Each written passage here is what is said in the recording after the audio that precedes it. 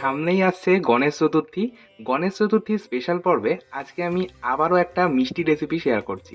আর গণেশ চতুর্থীতে গণপতি বাপ্পাকে আমরা নিজের হাতে বিভিন্ন রকম ভোগ প্রসাদ বানিয়ে নিবেদন করে থাকি। আমার আজকের রেসিপি মোহনতাল বা বেসন বরফি। এটা বানানো ভীষণই সহজ এবং খেতেও কিন্তু হয় অসাধারণ। আসুন তাহলে দেখে নেওয়া যাক আজকের এই ভিডিওটা।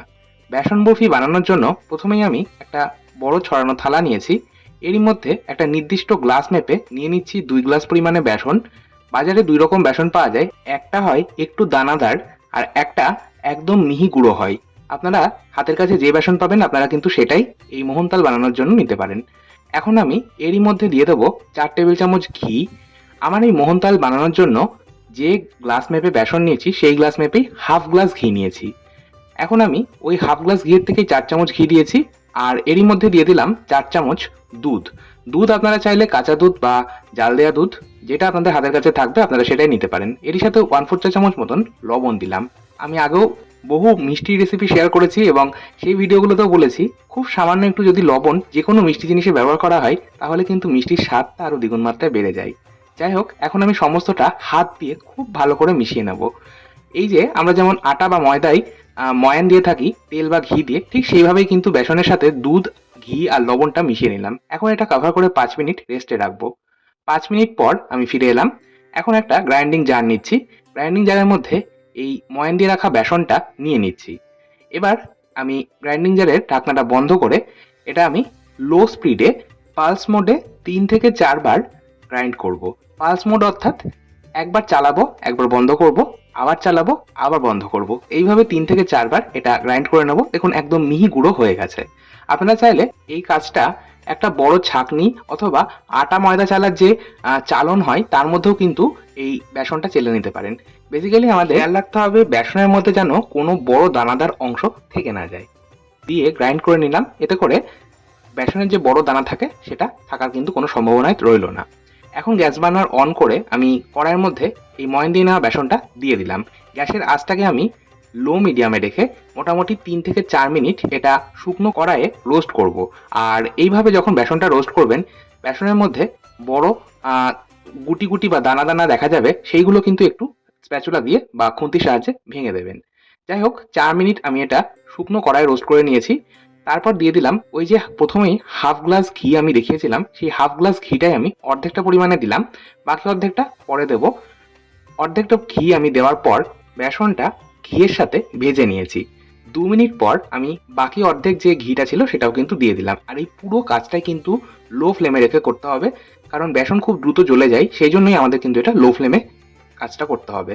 সম্পূর্ণ 8 মিনিট আমি ঘিয়ের সাথে বেসনটা ভেজে নিয়েছি। বেসনটা যে পারফেক্টলি ভাজা হয়েছে সেটা বোঝার একটা উপায় আমি বলছি।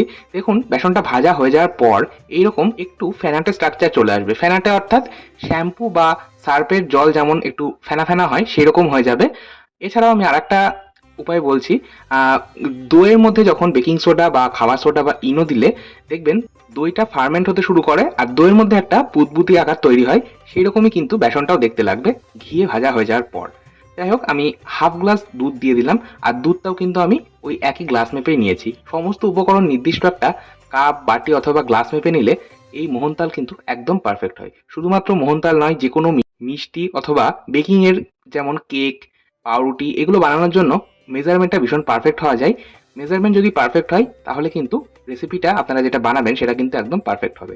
যাই হোক, দুধটা দিয়েও আমি এটা আরও কিছুক্ষণ নাড়াচাড়া করে নিলাম। দুধটা সম্পূর্ণ শুকিয়ে গেলে আমি এর মধ্যে দিয়ে দিলাম 4 টেবিল চামচ গুঁড়ো দুধ। গুঁড়ো দুধের পরিবর্তে আপনারা চাইলে মাওয়া বা খোয়া ক্ষীর গ্রেট করে ব্যবহার করতে পারেন। সেক্ষেত্রে 25 গ্রাম মতন খোয়া ক্ষীর গ্রেট করে ব্যবহার করবেন। খোয়া ক্ষীর সবসময় হাতের কাছে থাকে না, এই জন্যই আমি গুঁড়ো দুধ ব্যবহার করে দেখাচ্ছি। যাই হোক, সমস্তটা মিশিয়ে নিলাম। গ্যাসের ফ্লেম বন্ধ করে দিচ্ছি। এটা একদম ঝুরঝুরে হয়ে গেছে। একটা প্ল্যাটারে নামিয়ে নিচ্ছি। চলে যাব পরবর্তী স্টেপে। গ্যাস বার্নার আবার অন করে নিয়েছি। কড়াইয়ের মধ্যে দিয়ে দিচ্ছি চিনি। আর চিনিটাও কিন্তু আমি ওই একই গ্লাস মেপে নিচ্ছি, 1 গ্লাস পরিমাণে। 2 কাপ বেসনের জন্য আপনাদের কিন্তু প্রয়োজন হবে হাফ কাপ ঘি। আর চিনি, চাচিনি যেটা তৈরি করবেন তার জন্য প্রয়োজন হবে 1 কাপ চিনি। আর এখানে জল নিচ্ছি। জলটা কিন্তু চিনির অর্ধেক নিতে হবে, যেহেতু 1 গ্লাস চিনি নিয়েছি তাই হাফ গ্লাস জল দিলাম। এখন চিনি আর জলটা আমি হাই ফ্লেমে মিশিয়ে নেব। সম্পূর্ণ চিনিটা গলে যাওয়া পর্যন্ত অপেক্ষা করব। দেখুন চিনিটা খুব সুন্দরভাবে জলের সাথে মিশে গেছে। এখন আমি এর মধ্যে ফ্লেভারের জন্য ব্যবহার করব 3 থেকে 4টে মতন থেতো করে নেওয়া ছোট এলাচ। ছোট এলাচটা আমি হামানদিস্তা একটু থেতো করে নিয়ে ব্যবহার করছি, আপনারা চাইলে কিন্তু ছোট এলাচ গুঁড়ো করেও ব্যবহার করতে পারেন। এই সাথে আমি ফ্লেভারের জন্য 1 পিঞ্চ কেসার বা জাফরান দিলাম। কেসার বা জাফরান দিলে শুধুমাত্র ফ্লেভার হবে সেটা নয়, একটা কিন্তু সুন্দর রঙও আসে। যাই হোক, আমি এবার এটা একদম হাই ফ্লেমে 2 থেকে 3 মিনিট জাল দিয়ে নিলাম। দেখুন চিনি শিরাটা বেশ একটা চটচটে ভাব চলে এসেছে, দুটো আঙুলের মধ্যে নিচ্ছি। দেখুন কোনো একতার বা দুতার তৈরি হচ্ছে না, তবে একটা বেশ চটচটে ভাব কিন্তু অনুভব করতে পারছি। যাই হোক, আমি গ্যাসের ফ্লেমটা এখন লোতে করে দিলাম। এবার যে বেসন মিশ্রণটা বানিয়ে রেখেছিলাম সেই বেসনের মিশ্রণটা অর্ধেকটা দিয়ে প্রথমে চিনি শিরার সাথে মিশিয়ে নিলাম, তারপর বাকি অর্ধেকটা দিয়ে দিলাম। সমস্তটা মিশিয়ে নিচ্ছি। আর গ্যাসের ফ্লেমটা কিন্তু আমি এই পর্যায়ে মিডিয়ামে রেখেছি। সমস্তটা মিশিয়ে নেব। 1 মিনিট আমি এটা হাই ফ্লেমে একটু চিনি শিরার সাথে ফুটিয়ে নেব, তাহলে কিন্তু আমাদের মোহনতাল মোটামুটি তৈরি হয়ে যাবে। আপনারা যদি চিনি শিরা বা চাশনিটা একতার বা দুতারে তৈরি করেন সেক্ষেত্রে কিন্তু এটা আর ফোটাবার প্রয়োজন নেই। যেহেতু আমি এটা একটা চটচটে শিরা তৈরি করেছি, সেই জন্যই আমি এটা 1 মিনিট ফুটিয়ে নিলাম, তারপর গ্যাসের ফ্লেম বন্ধ করে দিলাম। এটা যে পারফেক্ট হয়েছে সেটা বোঝার একটা উপায় রয়েছে, সেটা আমি আপনাদের পরে বলছি। একটু ধোঁয়াটা গরম ভাবটা কমুক, সেই ফাঁকে আমরা একটা থালার মধ্যে খুব সামান্য একটু ঘি দিয়ে ঘিটা মাখিয়ে নিচ্ছি পুরো থালার মধ্যে।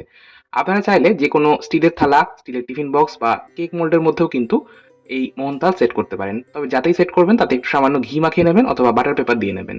আচ্ছা, মোহনতালটা একটু ধোঁয়াটা গরম কমে গেছে, আমি একটুখানি ওই ডোটা থেকে নিচ্ছি। দেখুন এইভাবে একটা গোল পাক দিয়ে নেওয়া যাচ্ছে বা গোল বলের মতন তৈরি করা যাচ্ছে, তার মানে মোহনতালটা কিন্তু আমাদের পারফেক্ট হয়েছে। এটা ঠান্ডা হওয়ার পর সুন্দরভাবে সেট হয়ে যাবে। এখন আমি ঘি মাখিয়ে রাখা থালার মধ্যে এই মোহনতালের মিশ্রণটা নামিয়ে নিলাম। এখন একটা স্প্যাচুলার সাহায্যে এইভাবে আমি ধারগুলো বা সাইডগুলো একটু সেট করে নিচ্ছি। সবশেষে ওপর থেকে একটু ড্রাই ফ্রুটস বলতে অ্যালমন্ড আর একটু কুচনো পেস্তা দিয়ে দিলাম। এটা আপনারা চাইলে নাও দিতে পারেন, তবে দিলে অবশ্যই খেতে ভালো লাগবে আর দেখতেও আরো বেশি ভালো লাগবে। যাই হোক, আমি এটা আবার 30 মিনিট রেখে দেবো। 30 মিনিট রাখলেই কিন্তু সেট হয়ে যাবে। সম্পূর্ণ 30 মিনিট পর আমি আপনাদের এটা কেটে দেখাচ্ছি। আমাদের মোহনতাল কিন্তু একদম তৈরি। আপনারা এটা আপনাদের পছন্দ মতন আকৃতিতে কেটে পরিবেশন করবেন। আজকের মতো এই পর্যন্তই, আবার চলে আসবো নতুন কোনো ভিডিও নিয়ে। ধন্যবাদ।